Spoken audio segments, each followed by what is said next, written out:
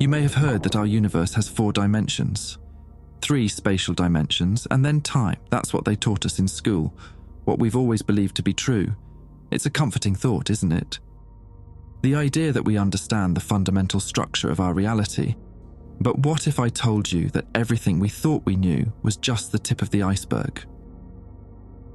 This was the working theory until recently, until we stumbled upon something that shattered our understanding of the universe. It's now understood that, whilst time is one of the 5 dimensions, there are 4 spatial dimensions. Only 3 are truly comprehended by our human minds. The 4th, well, that's where things get complicated. I work at a company called Visionis. We're not your average tech startup or research facility. No, we're something far more ambitious. We're a science and research company that's privately funded, and we generally tackle things that humanity doesn't yet have a full understanding of. Our aim has always been to bridge those larger gaps in our knowledge, to push the boundaries of what's possible. It's exciting work most of the time, but sometimes we discover things that make me wish we'd never looked beyond what we already knew. My role at Visionis is in the Outreach Public Monitoring Department. It's a fancy title for a job that's part PR, part data collection, and part, well, let's just say some of what we do involves members of the general public who don't quite know they work for us. But my exact field isn't important context, and even being that specific is a little risky. I don't want this tracked back to me if my superiors find this. They have ways of knowing things, ways that sometimes seem to defy explanation. But I'm getting ahead of myself. As far as I'm aware, very little information about our company is kept from me. From my understanding of where I stand here, I'm allowed to know about everything we do. It's both a privilege and a burden, carrying the weight of knowledge that most of humanity isn't ready for. So, to the best of my knowledge, what I'm about to tell you is the exact same as anybody else in Visionis knows, minus some of the more exact science. That's not my field. This started about 7 months ago. It was a Tuesday, I remember, because I had just gotten back from a long weekend and was catching up on emails when the buzz started. There was an excitement in the air, the kind that only comes when we're on the verge of a breakthrough. We were working on ways to exceed the zoom level of electron microscopes, and the team managed to get something working. They were able to achieve a zoom level of approximately 200 million, roughly double what was previously possible. At first, we thought this would just help some of the other projects we have going on. Maybe we'd be able to see the structure of atoms more clearly, or understand the behavior of subatomic particles better. But instead, something strange was discovered, something that would change everything we thought we knew about the universe. Tiny particles previously unknown to science that were seeming to grow and shrink in and out of existence. No energy transfer. It seemed as though these little things were breaking the laws of physics and creating energy from nothing, and destroying energy to become non-existent. It was like watching magic happen under a microscope, except this wasn't magic. This was science we couldn't explain. Due to the unknown origins of this particle, we refer to it internally as the null particle. It's a fitting name, I think, something that seems to come from nothing and return to nothing. The first hypothesis was that as one particle dies, another is made. It would explain where the energy is coming from. But this theory was quickly tossed aside in favor of another. The idea that our world might just exist on more spatial dimensions than we realized. It was a leap, sure, but when you're dealing with the impossible, sometimes you have to make impossible leaps. This sounds like an extreme jump to a conclusion, but all other possibilities were, well, impossible. I'm a fan of the Sherlock novels, so to quote Sir Arthur Conan Doyle, "When you have eliminated all which is impossible, then whatever remains, however improbable, must be the truth."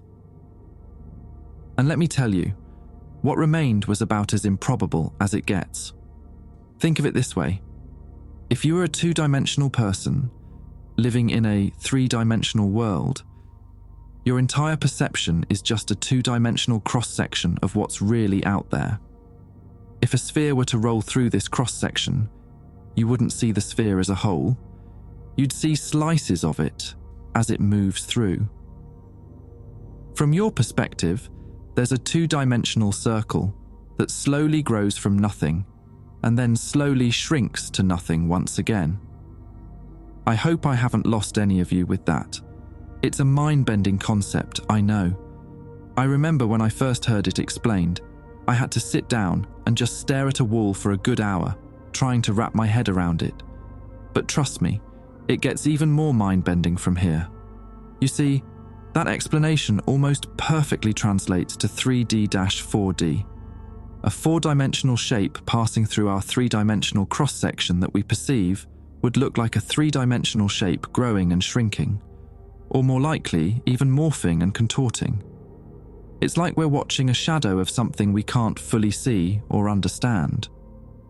The next thing I knew, Visiones were working on ways to view into or move through this newly discovered spatial dimension using null particles.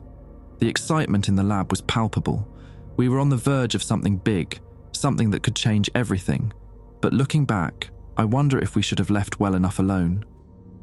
Most of our funding has been going into this for a while now, and it seemed to pay off last month. We had developed something that can push things on this fourth axis. It looks as simple as a round metallic platform. It doesn't appear to move from our perspective, because it isn't pushing objects in a direction we can perceive as humans. It's eerie, watching something seemingly disappear into thin air, knowing it's moving in a direction your brain can't even begin to comprehend. Last month was the first successful test. The platform was able to push a wooden chair through. It appeared to slowly lose features: the back, the base, the back two legs, and finally, the front two legs.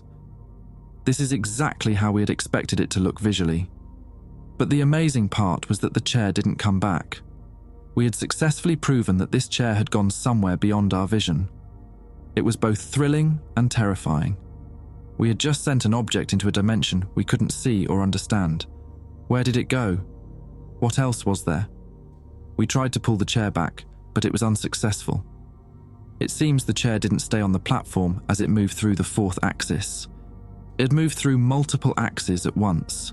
Think moving diagonally, but on 4 dimensions at once rather than 2 or 3. A later model corrected this fault, but that chair, who knows where it ended up? Sometimes I wonder if it's still out there, floating in some incomprehensible space. A week ago was the first test on the corrected model. This time, we sent through a camera with a live video feed. What we saw is almost beyond description, and petrified every one of us in that room to our core. None of us wants the company to continue with this project, but we all know something has to be done. We've opened Pandora's box, and now we have to deal with the consequences. You see, everything outside of our three-dimensional field of vision we call beyond perception. We call it that for obvious reasons. We all exist on this single 3D cross-section. Anything past that has been beyond our perception since the dawn of everything. So beyond perception has become what we call everything that lay along this fourth axis of our universe. It's a fitting name, I think. It captures both the mystery and the inherent danger of what we're dealing with. We push the camera in slowly. We have to be careful objects are pushed and not rotated along. Rotating causes insides, outsides to behave in extremely hard to predict ways. Essentially, anything inside the object can quickly spill out, as only the outside moves along through into beyond perception, leaving the insides here. This would, of course, break the camera, so we had to be very gentle. The tension in the room was thick enough to cut with a knife. We were all holding our breath, waiting to see what the camera would show us. The first thing we noticed on the screen were holes beginning to develop in the floor, walls morphing, and objects seeming to shrink. This is all expected. If nothing changed, we'd actually be more concerned, as it would mean our world stretches to infinity. What we're seeing in this change is exactly what I spoke about earlier. A sphere moving through a 2D cross-section, except now the cross-section is moving through the sphere instead. It was disorienting to watch, like the world was melting and reforming before our eyes. What we were not expecting is sentient life. As the world morphed on the screen and we watched our own skin seem to disappear into nothing, something was growing. The cross-section was moving over objects that don't intersect with where we exist at all. It was like watching a city emerge from fog, except this fog was the very fabric of our reality. Except this wasn't an object. As the creature grew to full size, we stopped the machine pushing the camera. We got a good look at this thing.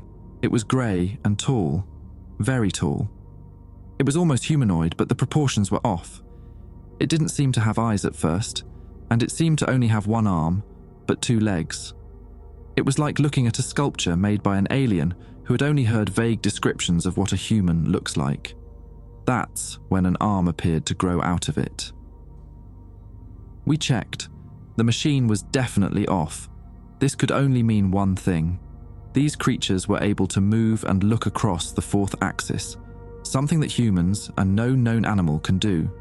But then, to confirm our suspicions, the head grew ever so slightly as eyes began to form on its face. This is the equivalent of a 4D object turning to face us. It was looking at us. It knew we were there. We stood, staring at the screen, nobody saying a word. The silence in the room was deafening. We were all trying to process what we were seeing, but our brains weren't equipped to handle it. The creature vanished and reappeared closer to the camera. This meant it had used the fourth axis to hide from us as it moved. Whether this makes the creature intelligent or was just a fluke in its walking pattern, we don't know. But we do know that it knew something was off, as the next thing it did was pick up the camera. This must have caused the camera to rotate slightly on the fourth axis, as we immediately lost visual. The screen went black, and we were left staring at our own reflections, pale-faced and wide-eyed. We've not broken any new research or discovered more in the past week. To be honest, I think we're all a little afraid to. The implications of what we've seen are, well, they're terrifying. We don't know how long these things have lived alongside us on Earth, but we know they can always see us. Like us, watching 2D characters on a TV. They can always see into our 3D space, but we can't see out of it. It's like we're living in a fishbowl and we've just realised there's a whole world outside that we never knew existed. Our contact wasn't long enough to know how malicious they are, but we don't really want to find out. Lots of people around the office are saying that this could explain how people disappear without a trace. Of course, that's just speculation, but what they're saying has a lot of truth to it. Any of these creatures could grab anyone at any moment and pull them through into beyond perception. There is nothing stopping them. It's a chilling thought, isn't it? That at any moment you could be yanked out of reality as you know it, into a world you can't even begin to comprehend. Nobody on the team has gone missing. So there's that. It's about the only thing giving me any emotion besides dread right now, knowing that they aren't actively coming for us. At least not yet. But every time I close my eyes, I see that creature. I wonder if it's watching me right now as I type this. Can it read? Does it understand what we're doing? Or are we as incomprehensible to it as it is to us? We want to send a human through to make first contact, but we can't imagine anyone would be willing. Plus, if anyone accidentally rotated instead of simply being pushed through, it would basically mean all of their organs would spill out of them, as their insides and outsides swap places.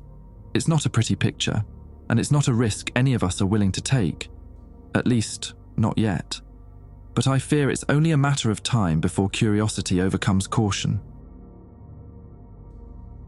Earth is so much bigger than we thought it was, in a direction that wasn't even thought to exist a year ago. It's humbling in a way. All our achievements, all our understanding of the universe, and we're just scratching the surface. We're like ants, thinking we understand the world because we can see a few feet around our anthill. But they've known forever, they've been living it forever. These creatures, these beings from beyond perception, they've always known about us. They've been watching us, existing alongside us in ways we can't even begin to understand. It makes you wonder, doesn't it? What else is out there that we can't perceive? Who is to even say that humans are the dominant species? We only know what's happening here in our cross-section. For all we know, we could be living in the equivalent of the bottom of the ocean, thinking we're at the top of the food chain because we've never seen what's above the surface. For now, we can only hope that they don't choose to come from beyond perception. We can only hope that they're content to watch, to observe, and not to interfere. But hope is a fragile thing, especially when you're faced with the unknown. As I sit here, typing this out, I can't help but look over my shoulder. Every shadow seems a little darker, every unexplained noise a little more ominous. I know it's paranoia, but can you blame me? We've opened a door that can't be closed and we have no idea what might come through. So the next time you feel like something's watching you, or you get that prickle on the back of your neck for no reason, well, maybe it's not just your imagination. Maybe, just maybe, something from beyond perception has taken an interest in you. Sleep tight.